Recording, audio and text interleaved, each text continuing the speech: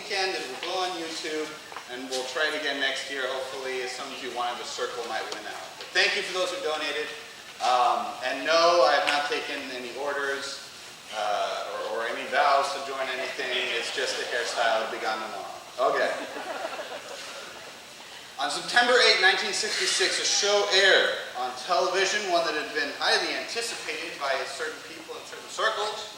It was going to break ground, it was revolutionary, it was an idea. It started with these simple words: space, the final frontier. These are the voyages of the Starship Enterprise. Its 5-year journey: discover new places, seek out new lands and new civilizations, to boldly go where no man has gone before. Of course, that series was Star Trek, and I want to talk today about a Star Trek experience. But before we do that, let's go ahead, bow our heads, and ask the Lord to be with us one more time here today. Heavenly Father, we thank you so much for the joy of being able to worship you together on your Sabbath.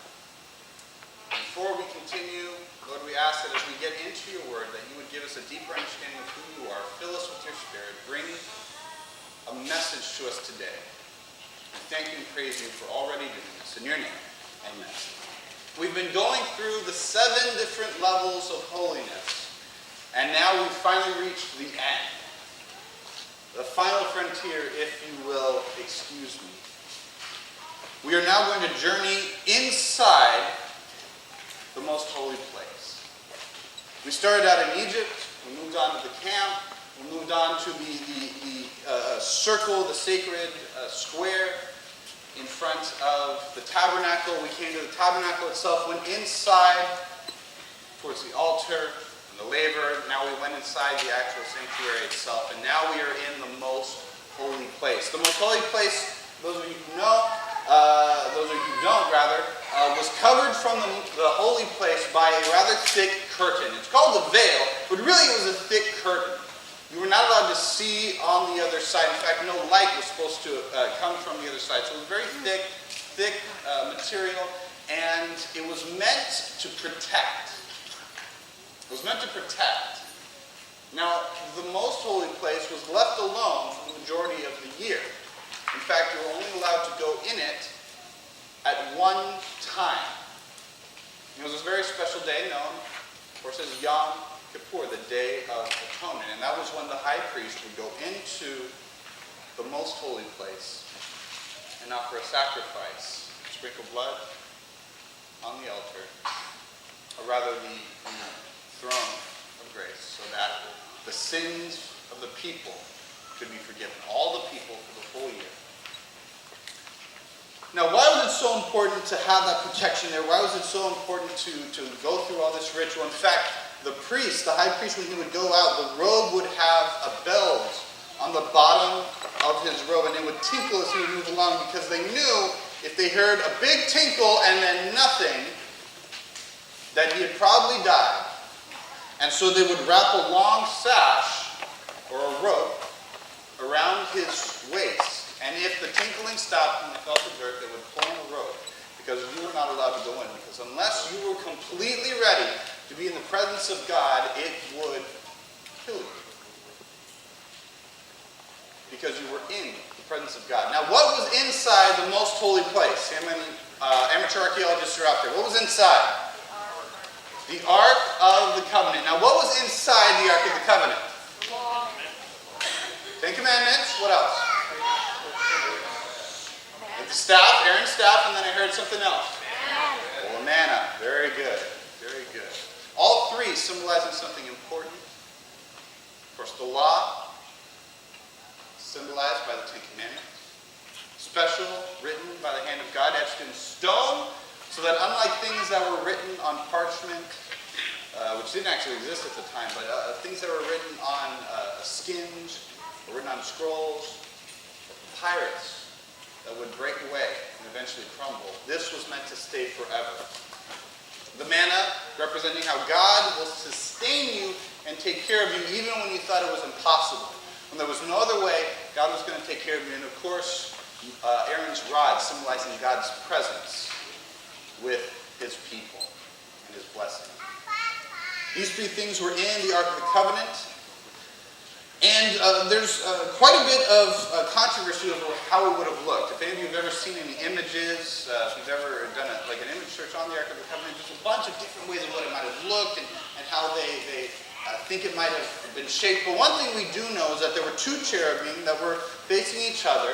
They had their wings out and they created what would look like and appear to be a type of throne, a place to sit down on. And in fact, we know that this is very similar to other cultures and how they would do, because they would have something similar to that, maybe not the cherubim or the angels, but something similar, because on that throne they would then place an idol, a visual symbol of the deity that they were worshiping, whether it be Baal or Moloch or different things. They would put that in there in the various different temples, and we have in fact found some of these other places. Most of them were not mobile, by the way. The Ark of the Covenant is unique in that fact. Most of them were not mobile. They were carved out of stone. They were meant to be there. They were meant to stay there inside the temple. And same with the tabernacle, which is why the Ark of the Covenant was started as being mobile. We find that it is able to move from place to place. But that throne symbol is still there. But interestingly enough, for the Israelites, that throne was empty, wasn't it? Because they didn't need an idol. They had the presence of God, the Shekinah glory. Now this glory, interestingly enough, as we look through, was something that was powerful. We know because we can see the effects it had on people when God reveals himself, right? There's the story of Gideon, right? He's out there just threshing wheat, doing his thing, and this random stranger appears, which I guess is a normal thing back in that day. He just kind of turns around and goes, "Oh, hey," and proceeds to have this conversation with the stranger. And it isn't until God's glory is revealed that all of a sudden he falls on his face. So we see that reaction in Judges, that he just falls on his face the minute he realizes he's in the presence of God. Same thing, we have Ornan later on in the book of Samuel. David has decided to take a census, right? And it was a wrong thing, it was a bad thing to do. We won't get into why and the dynamics of that, but God begins to send his angel through. He does a sweep, and he stops at Ornan's threshold. And this is interesting, at his threshing floor, because as he stops there, Ornan's sons immediately go away. Some of you know this, some of you know this story. They immediately flee out of fear. And Ornan's there, just threshing his wheat, going about his day. Because he had a relationship with God. He didn't fear God. But we get this reaction. And then, of course, we see in Isaiah the reaction. He comes into the presence of God, and what does he do? Falls on his face and says, "Woe is me. I'm unclean." We know that this presence of God was something that was incredible. It had an effect on you. And this was why you had to protect yourself from this presence. And why, if the high priest was not absolutely ready, and if he had any mark on him, anything was just out of order, it wasn't just so, and he went into the presence of God, he would die. This was something that was known to the high priest, by the way. They didn't just kind of go, "All right, well, let's just kind of get this on." This was something that God had made explicitly clear and had given explicit directions. It's meant to be this way. It needs to be this long, et cetera, et cetera. That's why you have such detailed instructions in the book of Leviticus. And yet Paul tells us something interesting in Hebrews. I believe that Paul wrote Hebrews. We still have some, of course, academic debate on who wrote it, but I believe he did. And so, since I'm up here, that's what we're going to go with. Let's go ahead and check out Hebrews 4, starting in verse 15. Of course, this whole chapter, Hebrews 4, is beautiful. It talks about the promise of rest, the Sabbath rest. "You will enter my rest. You will not enter into the heavenly rest." It's similar to the Sabbath rest. It's a beautiful idea. He begins to talk about that we need to be careful when we go into this rest, when we go into, in essence, the presence of God, because if we are not completely right, something bad is going to happen. But he says this, "Seeing then," verse 14, "that we have a great high priest who has passed through the heavens, Jesus the Son of God, let us hold fast to our confession, for we do not have a high priest who cannot sympathize with our weaknesses, but was in all points tempted as we are, yet without sin." Why can't we go into the presence of God? Because we are sinful. Why was it so important that the high priest have everything ready? Because if they had anything inside them that was not in place, if anything was not there, they would die. And so if we do not have someone who is perfect, we are left without hope. And yet we do. We have a high priest. And not only a high priest who is perfect, but who understands where we are coming from. He is tempted in all ways as we were. Here comes the best part. Verse 16. Let us therefore come boldly to the throne of grace, that we may obtain mercy and find grace to help in the time of need. To boldly go where no man has gone before. How can we do this? How can we do this? As sinful people, as fallen beings, how can we boldly go, as Paul says we can, before the throne of grace? So I believe that there are three reasons why we can. I want to study those very quickly with you. First reason that we can boldly go before the throne of grace to get this gift of forgiveness from God is because we have a high priest. We have a high priest. Going back to this TV series, why was the Starship Enterprise and its later iterations able to go and venture across the various areas of space? My Trekkies out there, why were they able to do this? Because they trusted in their captain, right? Captain Kirk, Captain Picard. They had a strong captain. They knew that they could go wherever they needed to go because they trusted in the captain. The captain would protect them. The captain would watch over them. The captain knew where to go. He had the instructions. He would get the message. He was a strong character. They always played by strong, big men with powerful voices. Why? Because it was this inspired confidence. They knew their captain. Now, Ferdinand Magellan was a very big character in Spain and became an explorer.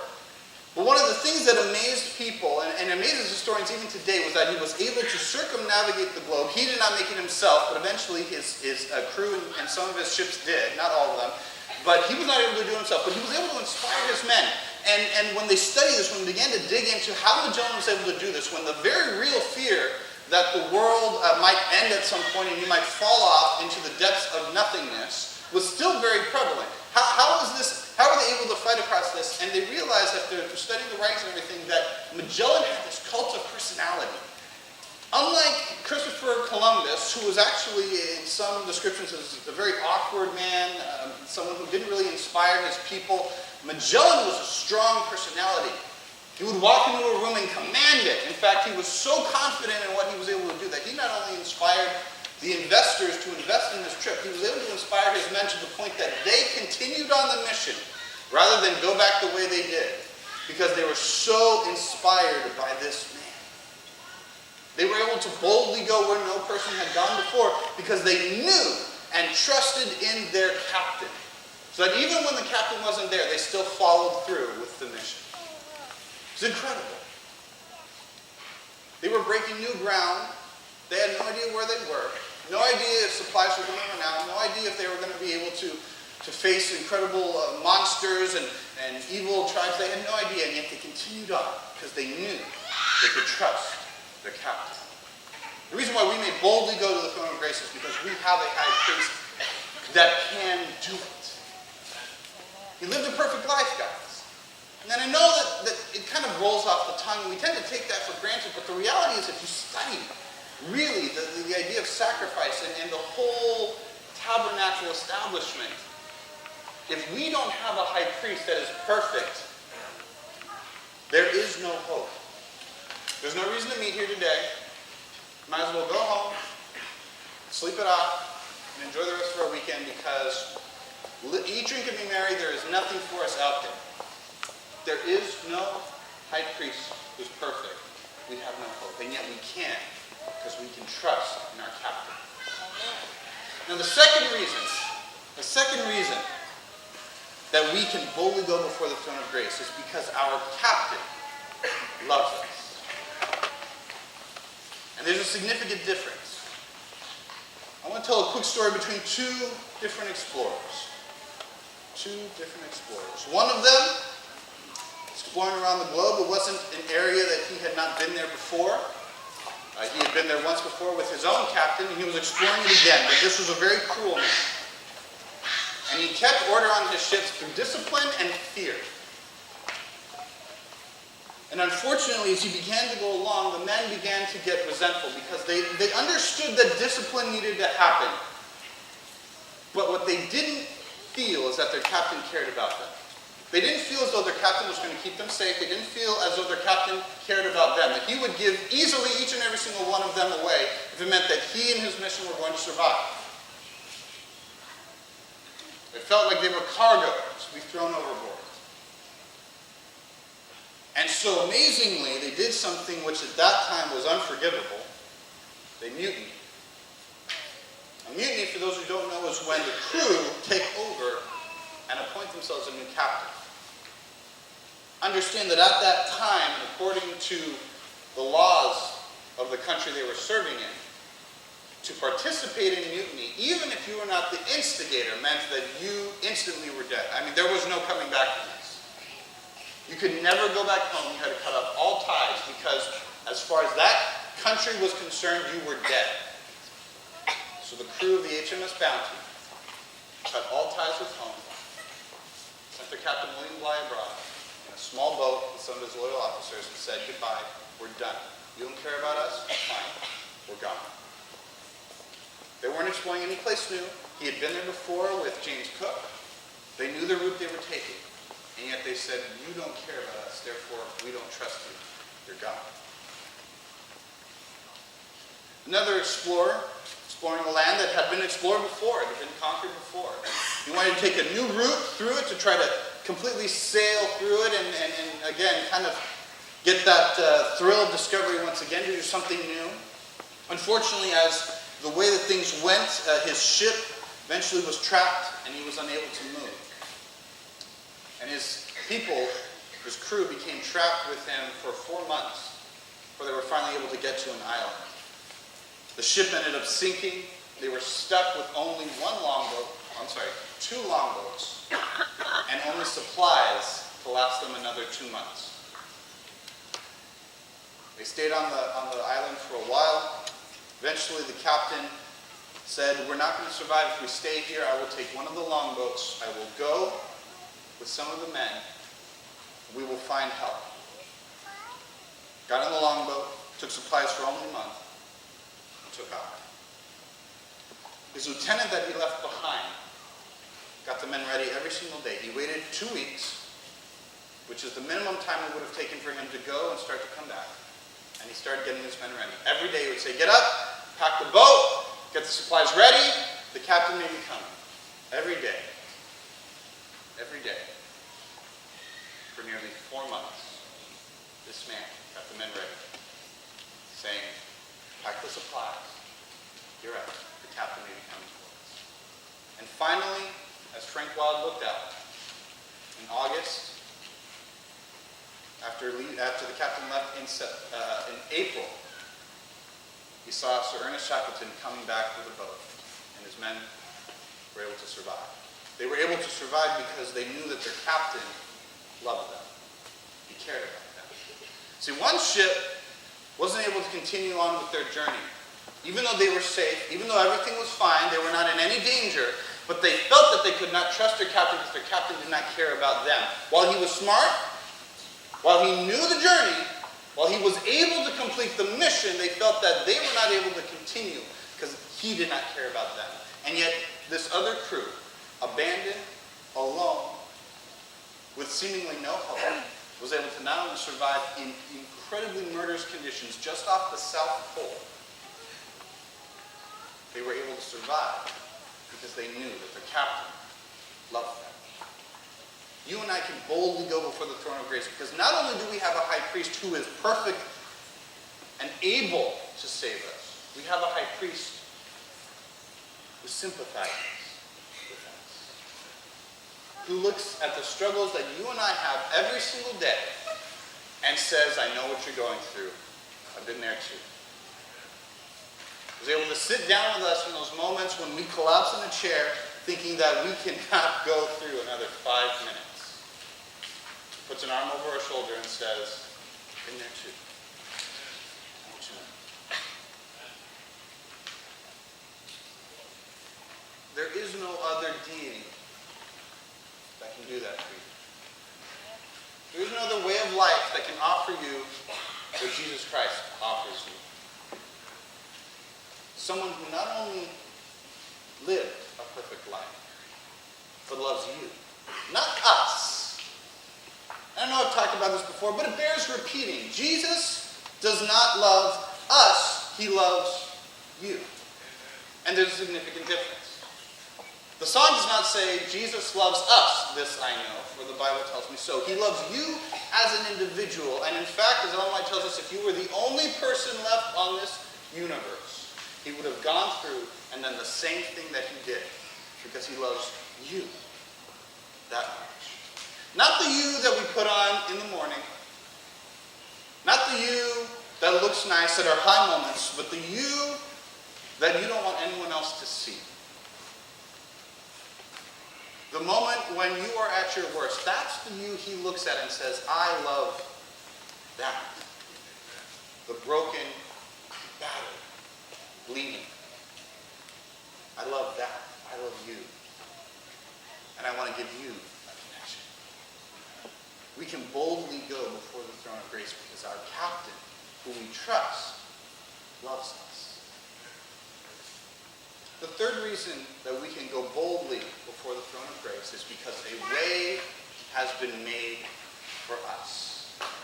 And I was studying through the idea of the tabernacle and the temple, but most of the tabernacle, the sanctuary.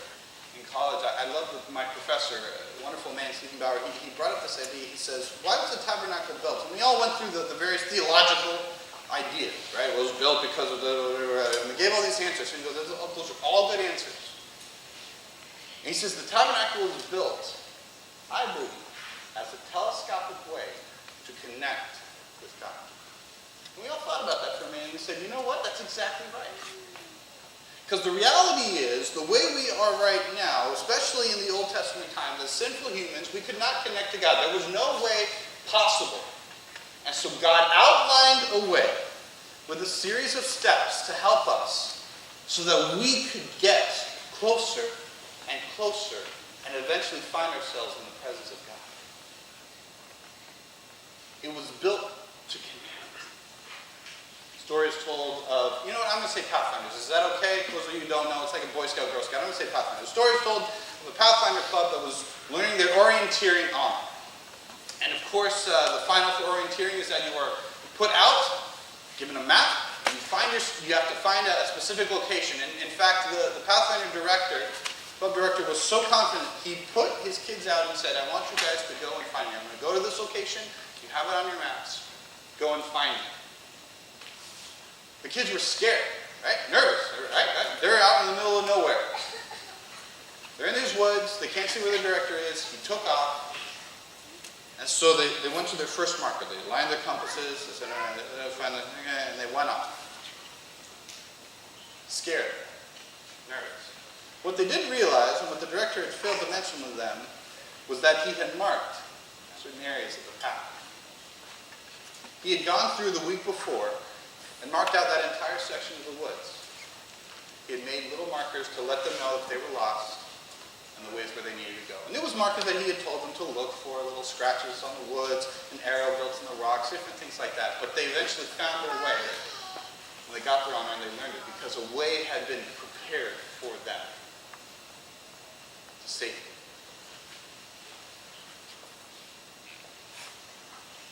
Have you ever been lost before?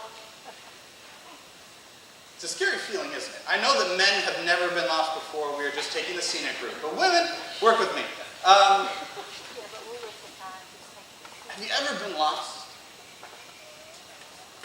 My family, I remember, whenever my family takes vacations, well, we really ought to all take out life insurance, but whenever my family takes out vacations, something inevitably goes wrong. Our vacations really could be turned into movies because, I can't tell you the amount of car breakdowns, reservations lost, incredible things. But the best trip I can ever tell you about was we were able to, because of various situations and people inviting and being able to sponsor us. We were able to take a trip to Europe when I was very young. I was 13 years old when we took a trip. And I remember because of the way that my mom and dad were able to plan and work it out, that we were able to afford it by staying with people who had chateaus there and little apartments here and there, flats. And so we were able to make it. But when we came into Paris, we didn't have a reservation. We were trying to find it. It was just so expensive. And so we were looking for a way to try to find a way to be able to stay in Paris. And unbeknownst to us, the reason why everything was so expensive is that 3 different festivals had been scheduled for that week. And so every available room was booked. And the rooms that were available, sky high. And so we came in without a reservation. If you've ever gone to a major city that you've never been to, you always want to make sure you have a reservation. And so we came in, not speaking the language, not knowing where we are. Finally realizing that we had to do something. My dad told my sister and my mother, you guys, it's supposedly just down the road. I'll stay here with the stuff, with our backpacks, with Tony and my younger brother Andrew. I'll stay here. You guys go down and you find this hotel and you come back to us. It was supposed to be just 2 blocks down, maybe 3 blocks over. It was supposed to be a quick trip. 4 hours later, they were still gone. I remember the fear inside me if we were lost.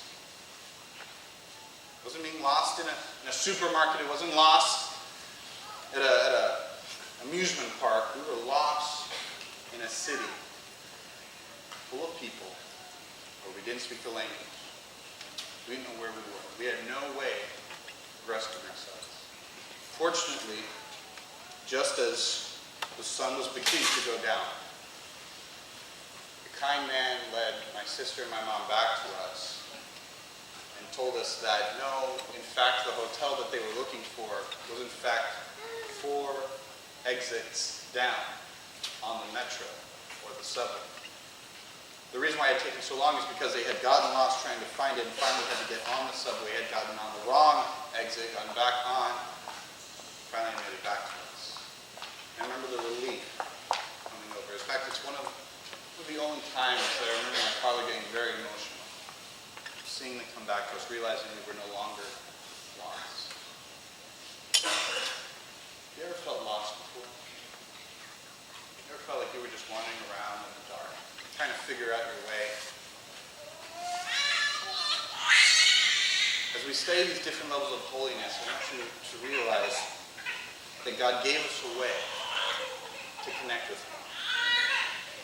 But we don't have to worry about being lost. We don't have to worry about whatever's going on because we know how to get to safety. The route was laid out for us. And thankfully, we can not only go there, but we can go there with boldness.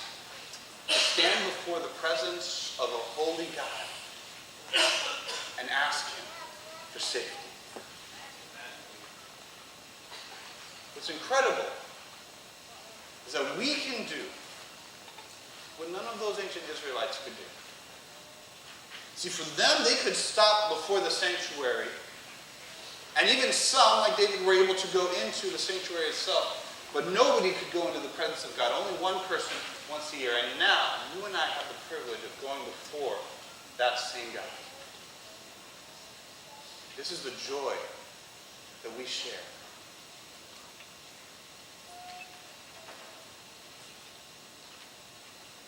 As we begin to wrap up this series,